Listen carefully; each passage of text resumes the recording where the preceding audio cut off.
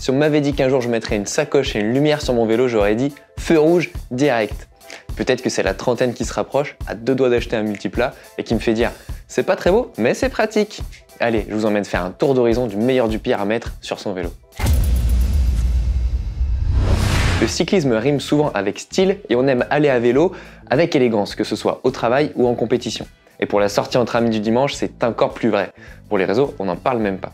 Et pourtant, il y a certains accessoires indispensables, et si je vais vous présenter un top 5, qui, même s'ils ne sont pas très gracieux, sont devenus indispensables. On attaque directement où ça fait mal avec le feu, l'accessoire privilégié des cyclos, selon moi, d'il y a 10 ans. Il n'y a rien qui va, ça va pas avec le maillot, c'est lourd, c'est pas très beau, ça casse tout le style de cette superbe machine. Et pourtant, aujourd'hui, je suis plus proche d'acheter un airbag, comme je l'ai vu à l'Eurobike, que de me séparer de mon feu. Et le radar, parlons-en. Qu'est-ce que ça change de savoir qu'on va se faire écraser? Rien, c'est ce que je pensais avant, mais maintenant, me sentir en sécurité et savoir qu'il y a une voiture qui arrive, et en plus savoir la différentielle de vitesse avec celle-ci, ça me permet de bien m'écarter et d'être aussi plus prudent lors de demi-tour ou de tournage à gauche. Donc voilà, aujourd'hui je ne roulerai plus sans mon radar, ça fera plaisir à mes parents qui me savent mieux en sécurité. D'ailleurs, se sentir plus en sécurité, ça a aussi son charme, même si ça casse un petit peu les lignes du vélo. Pour le deuxième point, on reprend un petit peu de vitesse. Et oui, mais puis-je réellement défendre l'indéfendable? En bon rouleur, j'aimerais vous dire que les casques de chrono, c'est stylé, que ça va à tout le monde, etc. Mais les fabricants me rendent la tâche trop difficile, à commencer par POC et mon fidèle POC Tempor que j'utilise depuis longtemps, qui a lancé la voie au casque toujours plus farfelu et disons-le, toujours plus moche, il n'y a rien d'autre à dire. Parce que si on s'appelle Filippo Ganna ou Remco Evenepoel, qu'on est déguisé en Dark Vador et qu'on rentre champion olympique ou recordman du monde, là c'est la classe absolue, on met tout le monde d'accord à la pédale. Mais disons-le, ça va un petit peu trop loin et on doute même parfois que ce soit réellement plus efficace. Ce qui est sûr, c'est que ça va pas à tout le monde. Alors, amis rouleurs, si on veut garder la tête haute avec nos soucoupes, il va nous falloir appuyer fort sur les pédales parce qu'il n'y a que quand ça va vite qu'un casque de chrono, c'est joli. Ça, c'est le boët de 19 que je vais monter sur ma roue pleine avant de la gonfler à 15 bars. Il n'y a pas débat, ça a une autre allure que ça. Des gros pneus sur les vélos, en bon pistard, je suis pas très fan. Et là, je le jure, cette fois c'est vrai, que je ne roulerai pas en pneus de 30 comme ici sur la piste. Et de toute façon, ça n'aurait absolument aucun intérêt. Parce que les gros pneus, leur but, c'est d'absorber les vibrations de la route et de garder le contact avec le sol pour éviter de perdre de l'énergie avec le rebond. Ça va aussi apporter plus d'adhérence lors des freinages et des virages, et ce, quelles que soient les conditions. Je dois bien avouer que rouler avec des grosses sections et la pression adaptée, c'est très vite addictif, on se sent vraiment en sécurité, et même en termes de vitesse, si on se sent en sécurité et qu'on a plus d'adhérence, on va tout simplement plus vite parce qu'on a une meilleure tenue de route tous les jours.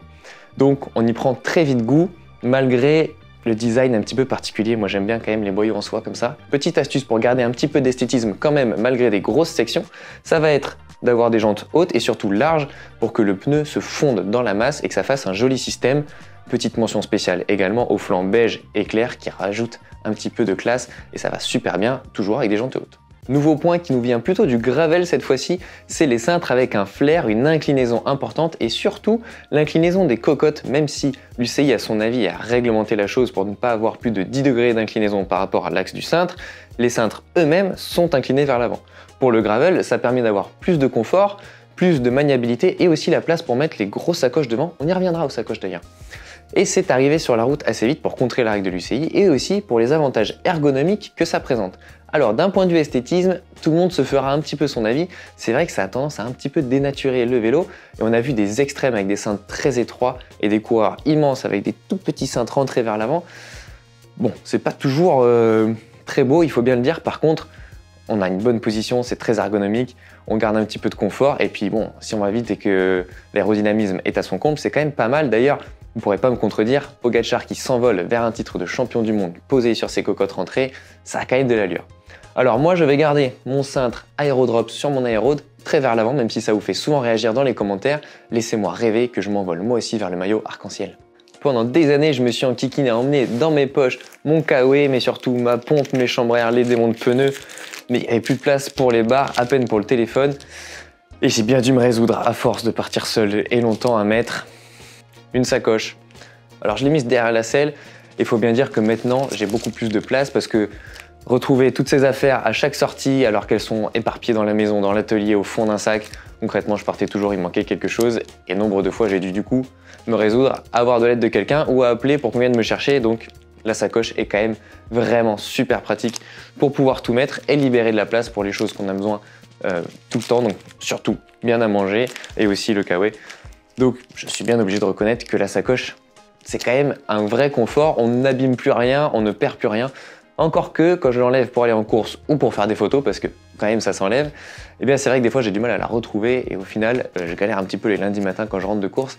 Mais bon, je garde ma sacoche parce que c'est pratique et d'ailleurs celle-ci, la Silka, elle est pas si mal, en vrai ça passe. Par contre ne comptez pas sur moi, ça aussi je vous le jure, pour avoir une sacoche à mettre sur le cintre, devant le cintre ou même derrière la potence, même si certains pros le font, moi je ne suis pas encore résolu à faire ça, je trouve que là quand même c'est un poil trop, j'ai besoin de croire que l'aérodynamisme est quand même à peu près soigné, parce qu'au moins derrière je la vois pas la sacoche, donc je peux l'oublier, alors que si elle est devant, ça va me faire mal au moral toute la sortie. Et voilà, c'était mon top 5 des objets horrible ou en tout cas disgracieux mais indispensable. On voit bien que le style s'arrête là où le confort et la sécurité commencent et au final c'est une meilleure expérience lorsque l'on roule.